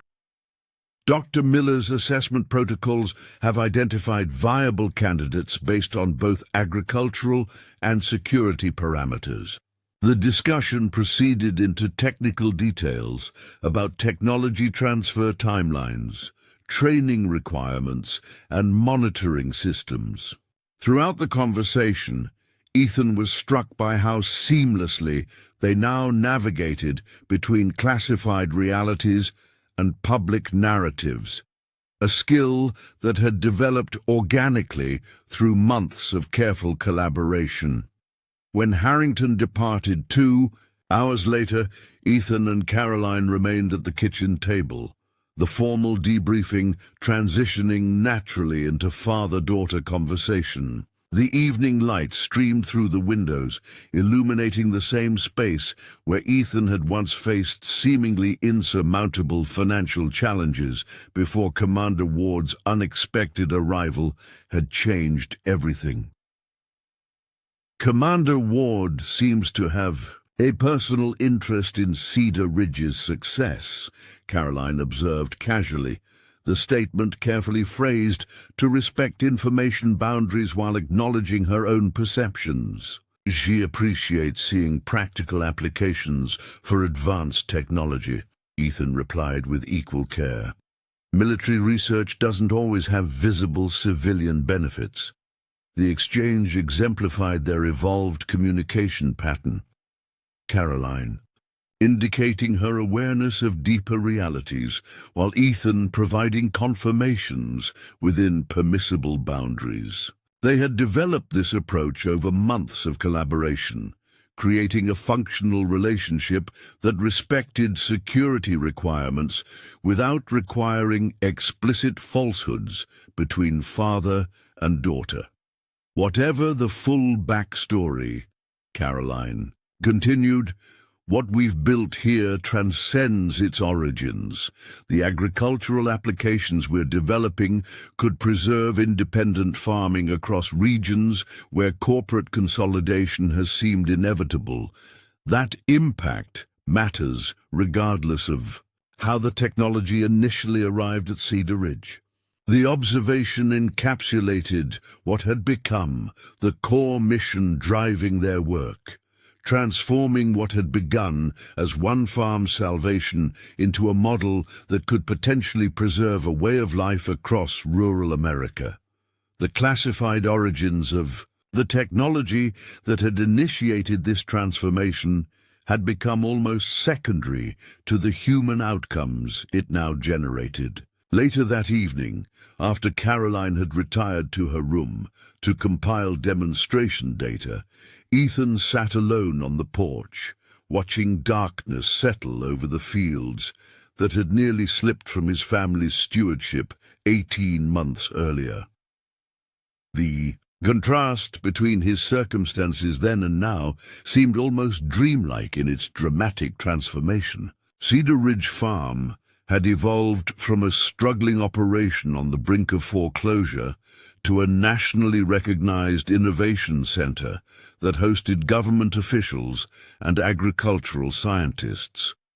More significantly, it had become a beacon of possibility for other independent farmers facing similar challenges, living proof that technology could serve family agriculture rather than rendering it obsolete. Yet beneath this visible transformation lay the classified reality that had initiated everything, an experimental aircraft crash-landing in his north pasture during a summer storm, bringing with it technology and connections that had altered the trajectory not just of Cedar Ridge Farm, but potentially of agricultural practice more broadly. Ethan removed Commander Ward's contact card from his wallet, studying it in the fading light. Though he had never used it, its presence had provided a tangible connection to the extraordinary events that had set everything in motion. Today's brief reunion had reinforced his sense that despite the classified nature of their initial encounter, genuine human connection had formed in those crucial hours when he had simply been a farmer helping an injured stranger. Stars began appearing overhead, the same eternal patterns that had witnessed generations of farmers working this land before modern technology had even been imagined. His grandfather had often spoken of farming as a bridge between past and future, preserving wisdom accumulated through centuries of agricultural practice while remaining open to innovations that could sustain that practice for generations too. Cedar Ridge Farm now embodied that philosophy more completely than Ethan could have imagined possible 18 months ago. The classified technology provided through his encounter with Commander Ward had been integrated with traditional farming knowledge to create something that honored both innovation and heritage, a model that might preserve independent agriculture at a time when many had declared it obsolete. The following morning dawned clear and bright, the first hint of autumn coloring the distant trees that bordered the property. Ethan rose early as always, the farmer's habit of greeting each day at first light unaltered, despite the technological transformations that now supported his agricultural practice. Caroline joined him for coffee, her tablet already displaying analysis of data collected during yesterday's demonstration. The efficiency metrics are impressive even beyond our projections, she reported with scientific satisfaction. The irrigation system's adaptive response to soil conditions is showing water conservation levels that exceed published capabilities of commercial systems by nearly 35%. The practical impact for drought-vulnerable regions could be transformative, Ethan noted, viewing the data through the lens of a farmer who had faced water scarcity throughout his career, especially for smaller operations that can't afford deep wells or extensive reservoir systems. Their discussion continued, focusing on applications that could be scaled for implementation on farms with more limited resources than Cedar Ridge now enjoyed.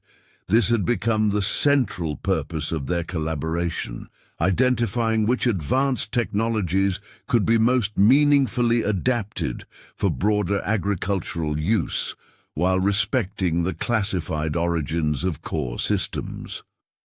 The morning's planning session was interrupted by the arrival of an unexpected visitor. Through the kitchen window, Ethan spotted a familiar black SUV approaching. Not Commander Ward's vehicle from yesterday, but one he recognized from previous official visits. However, the driver was unfamiliar, and the vehicle's approach seemed more urgent than the routine security checks that occurred periodically. A young woman in business casual attire emerged from the SUV, carrying a slim document case with the now familiar insignia of the Agricultural Technology Initiative that served as the public face for classified operations. Her expression conveyed controlled urgency as she approached the house. "Mr. Miller," she greeted Ethan when he met her on the porch. "I'm Lisa Chen, Deputy Operations Coordinator. Director Harrington sent me with priority communications that couldn't be transmitted through standard channels." Inside, after brief introductions to Caroline, Chen placed a secure tablet on the kitchen table. "Director Harrington would like to speak with you directly," she explained, activating the device's encrypted communication system. "The matter requires immediate attention." Harrington's face appeared on the screen, his expression serious but controlled. "Mr. Miller, Dr. Miller, thank you for taking this unscheduled call. A situation has developed that intersects with our agricultural initiative in ways we hadn't anticipated." The careful wording acknowledged Caroline's presence, while maintaining information boundaries. Ethan nodded, instantly alert to the unusual circumstances of this communication. "Commander Ward's current operation has encountered complications," Harrington continued, each word precisely chosen. "She's requested specific technical support that falls within the specialized knowledge developed at Cedar Ridge over the past 18 months. This represents an unexpected reversal of our usual technology transfer direction." Ethan processed the implications immediately. The classified technology that had transformed Cedar Ridge Farm had now evolved in ways that might benefit its original military applications, a development that apparently warranted direct intervention rather than routine reporting channels. What kind of technical support? Caroline asked, her scientific focus immediately engaging with the problem, rather than its classified context. The adaptive soil remediation protocols you've pioneered, Harrington replied, seemingly relieved by her practical response. Commander Ward is overseeing an operation in a region where environmental conditions have been compromised in ways similar to what you've successfully addressed at Cedar Ridge. The situation has humanitarian implications beyond her primary mission parameters.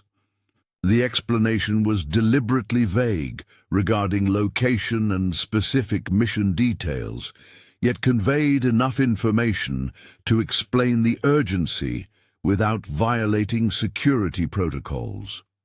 Ethan noted Carolyn's expression, focused on the technical challenge, while carefully avoiding questions about classified aspects she wasn't cleared to know.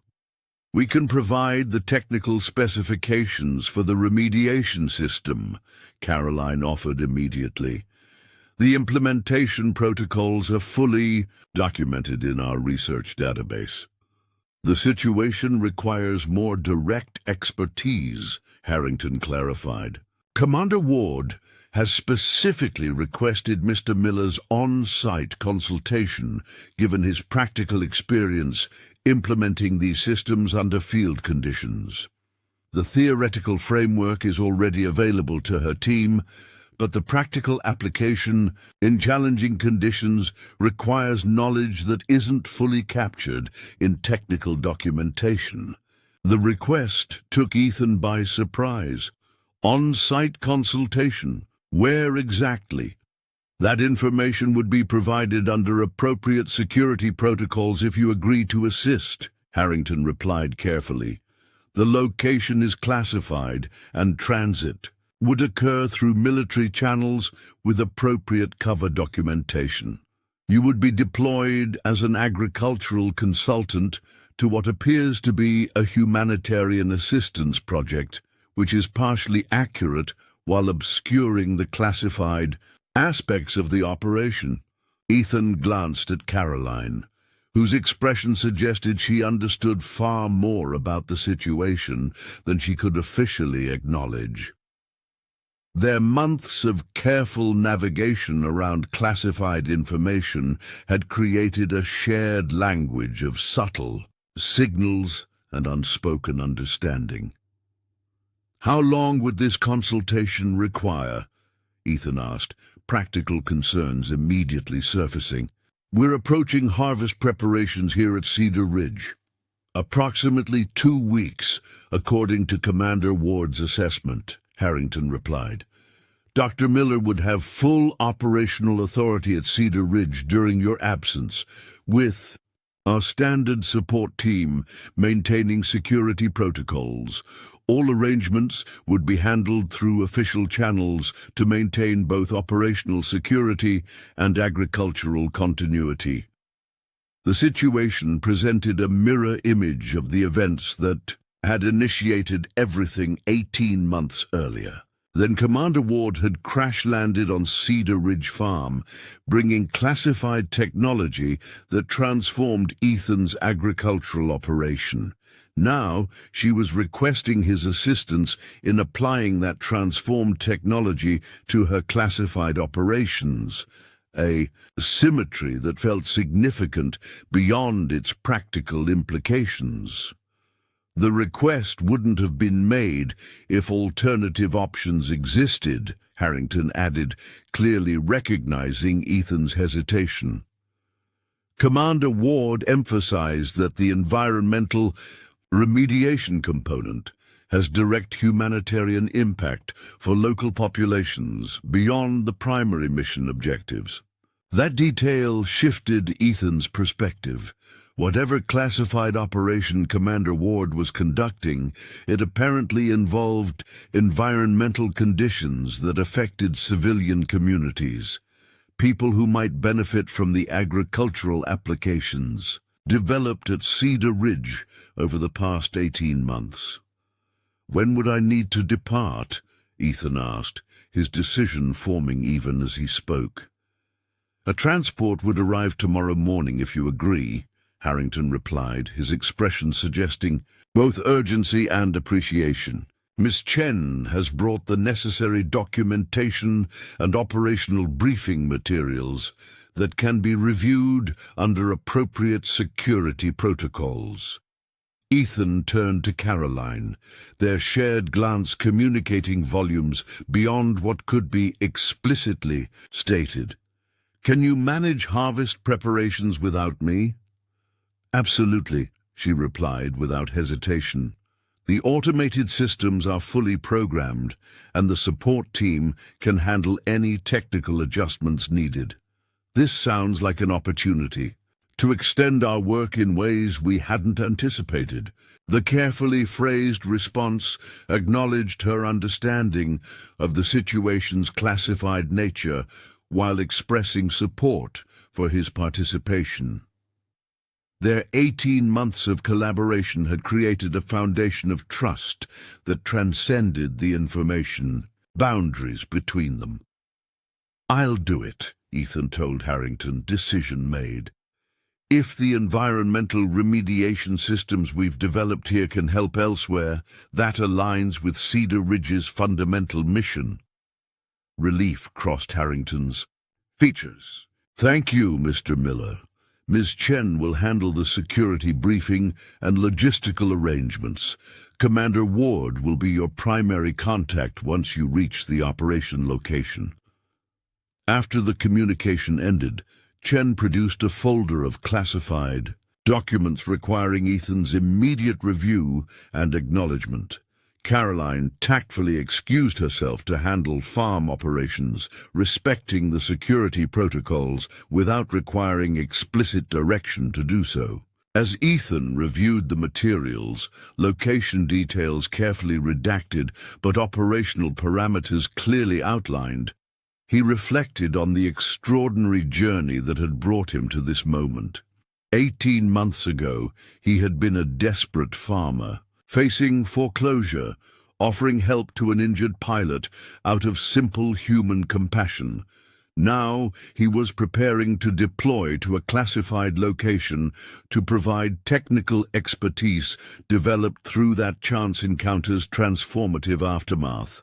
The soil remediation system Chen's briefing described involved adapting Cedar Ridge's agricultural techniques to address environmental contamination in a region where local populations depended on compromised land for subsistence farming. Whatever Commander Ward's primary mission entailed, this environmental component represented a direct application of Cedar Ridge's innovations to human needs beyond American borders, an extension of purpose that resonated deeply with Ethan's evolving understanding of his farm's significance.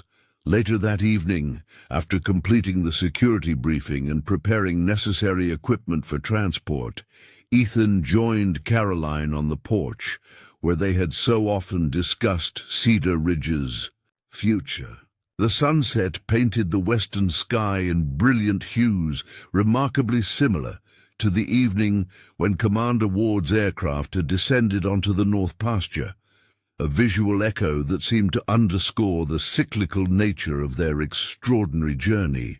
The cover story for my absence is agricultural consultation for an international development project, Ethan explained, sharing what limited information security protocols permitted, which is technically accurate while omitting classified elements. That alignment between cover narrative and actual purpose has been consistent throughout our work, Caroline observed with understated acknowledgement of their shared understanding. The agricultural applications are real and significant, whatever classified frameworks might surround them. The statement epitomized their evolved approach to navigating the intersection of classified and unclassified worlds, focusing on the tangible benefits their work produced while respecting necessary security boundaries. "Cedar Ridge will be in good hands during your absence," Caroline assured him, shifting to practical matters. "The harvest preparation schedules are programmed, and the demonstration program can continue with scheduled visitors. Nothing will be compromised while you're away." Ethan nodded, confident in her management capabilities, yet still processing the unexpected turn his life had taken. 18 months ago, the thought of being specifically requested for a classified international consultation would have seemed utterly implausible. Yet the path from that stormy night to this sunset seemed in retrospect almost inevitable, each step building naturally from choices rooted in fundamental values rather than calculated advantages. As darkness settled over Cedar Ridge Farm, Ethan contemplated the journey ahead. Tomorrow he would board a military transport to a classified location where Commander Ward awaited his expertise for an operation with apparent humanitarian dimensions. The advanced agricultural techniques developed at Cedar Ridge would extend their impact far beyond his property boundaries, potentially benefiting communities facing environmental challenges he could help address. Stars appeared overhead, the same stars visible from wherever Commander Ward currently operated. The same stars his grandfather had observed while working this land decades earlier. Cedar Ridge Farm had always been about more than financial survival or agricultural production. It represented a commitment to stewardship that transcended immediate circumstances. That commitment had led Ethan to help an injured pilot on a stormy night 18 months ago, setting in motion transformations he could never have anticipated. Now it led him beyond his property boundaries to extend Cedar Ridge's innovations where they might serve needs he hadn't previously considered. Another unexpected outcome from a simple act of compassion that continued to generate ripples of positive impact far beyond its origin point. Whatever challenges awaited at his classified destination, Ethan felt prepared to meet them with the same practical wisdom that had guided Cedar Ridge Farm's transformation, integrating advanced technology with generations of agricultural knowledge to serve fundamental human needs, regardless of whether those needs existed in America's heartland or in distant regions where Commander Ward's operations unfolded.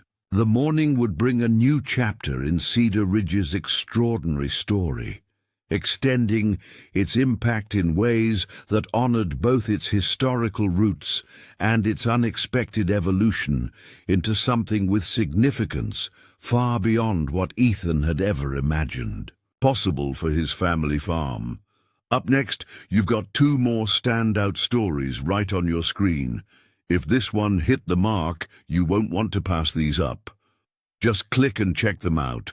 And don't forget to subscribe and turn on the notification bell so you don't miss any upload from us.